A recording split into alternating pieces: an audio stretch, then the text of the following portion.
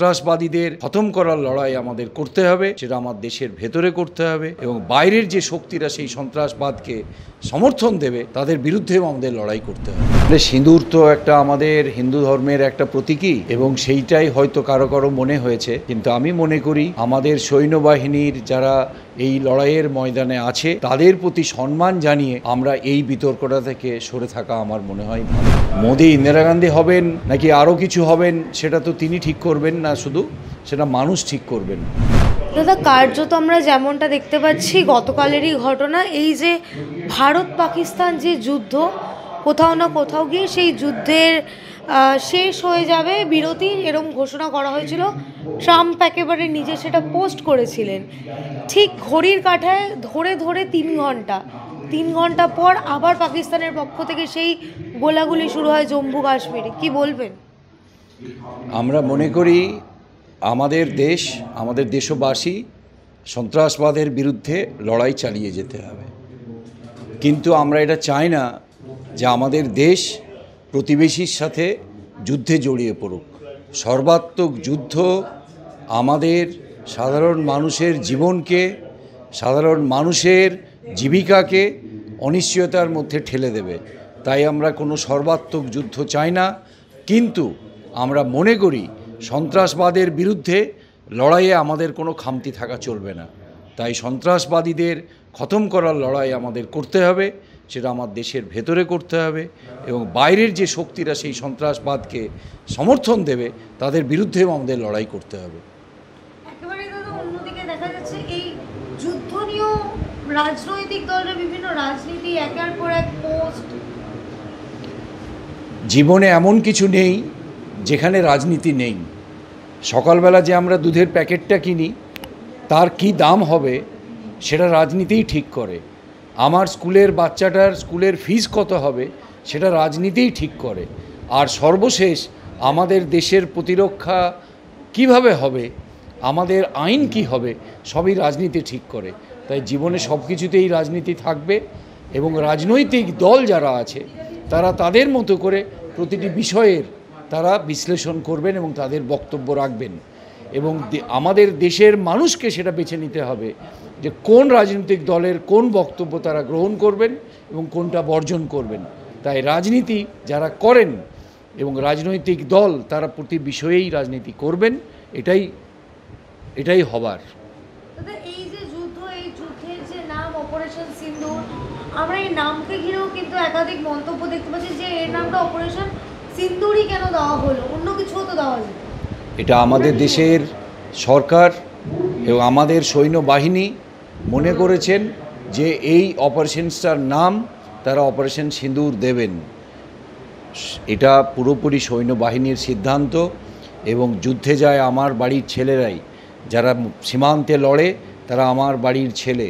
তাই তাদের সেই সিদ্ধান্তের ওপরে আমরা কোনো মন্তব্য করব না, কারণ আমরা মনে করি যারা যুদ্ধে গিয়ে জীবন দেবে তাদের সেই অধিকারটুকু থাকা উচিত, তারা কোন অপারেশনে যাচ্ছে সেটা তাদের মনের মতো করে দেবার।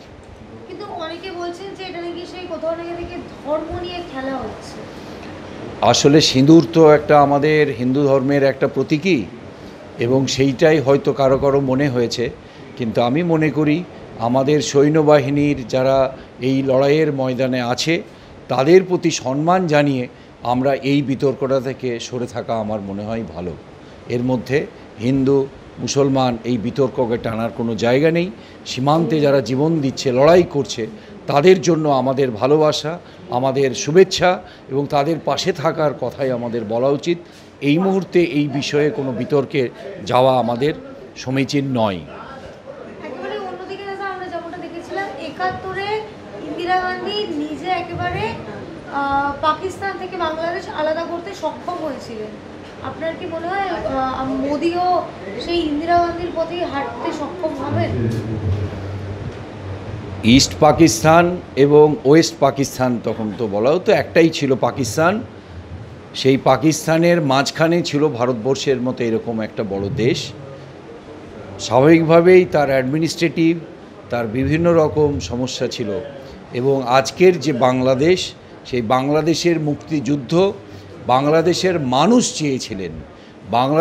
মানুষ চেয়েছিলেন। তারা মুক্তি পেতে এই পাকিস্তান থেকে তারা তাদের নিজস্ব শাসন ক্ষমতা, নিজস্ব সংবিধান গড়ে তুলতে। সেখানে আমাদের ভারতবর্ষ সেই মুক্তিযোদ্ধাদের পাশে দাঁড়িয়েছিলেন, এবং সেই পাশে দাঁড়ানোটা ছিল বাংলাদেশের মানুষের পাশে দাঁড়ানো।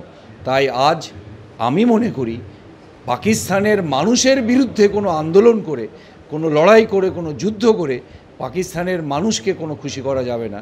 তাই পাকিস্তানের মানুষের বিরুদ্ধে কোনো যুদ্ধ করার কোনো জায়গা নেই। আমাদের দেশের বর্ডারের এদিক বা ওদিক যেদিকেই হোক, মানুষের স্বার্থ, এই মানবতাই সবচেয়ে বড় আমাদের ধর্ম হওয়া উচিত, এবং মানবতার জন্যই আমাদের যদি কিছু লড়াই করতে হয়, মানবতাকে রক্ষা করার জন্যই লড়াই করা উচিত। মোদি কি তাহলে ইন্দিরা গান্ধী হতে সক্ষম হবেন? মোদি ইন্দিরা গান্ধী হবেন নাকি আরও কিছু হবেন সেটা তো তিনি ঠিক করবেন না, শুধু সেটা মানুষ ঠিক করবেন। তিনি যা কাজ করছেন সেই কাজ যখন বিশ্লেষণ হবে তখন প্রমাণ হবে তিনি কি করেছেন। আমরা এই সময়ে যখন আমাদের দেশে একটা যুদ্ধের পরিস্থিতি আছে, আমাদের পহেলগাঁওয়ে 26 জন যারা পর্যটক তারা নিহত হয়েছেন, এই শোকের আবহে আমার মনে হয় এখন আমরা সরকারের ওপরে এইটুকু ভরসা রাখি, সংবিধানের ওপরে আমাদের এই ভরসা রাখি যে তারা সেইভাবে দেশকে পরিচালনা করবেন যেখানে আমাদের দেশ তার মাথা উঁচু করে বাঁচতে পারবে। আমাদের ভারতবর্ষের মানুষের প্রতিদিনকার যে দুঃখ, যন্ত্রণা, কষ্ট, তার চাকরি, তার ক্ষুধা, তার যন্ত্রণা, জীবন যন্ত্রণা, সেদিকে সরকার নজর দেবে, এবং নিশ্চিতভাবেই আমাদের দেশের সার্বভৌমত্ব রক্ষার যে দায়িত্ব আমাদের সংবিধান দিয়েছে সেটা সরকার পালন করবে। শেষ প্রশ্ন, অনেক রাজনৈতিক দলের পক্ষ থেকে পোস্ট আসছে যে যুদ্ধ নয় শান্তি চাই, আপনিও কি ঠিক এই একই বার্তা দেবেন? অবশ্যই আমরা এই দুই দেশের যুদ্ধ চাই না, কিন্তু আমরা যে যুদ্ধের কথা বলছেন সেই যুদ্ধ চাই না, কিন্তু আমরা কি যুদ্ধ চাই?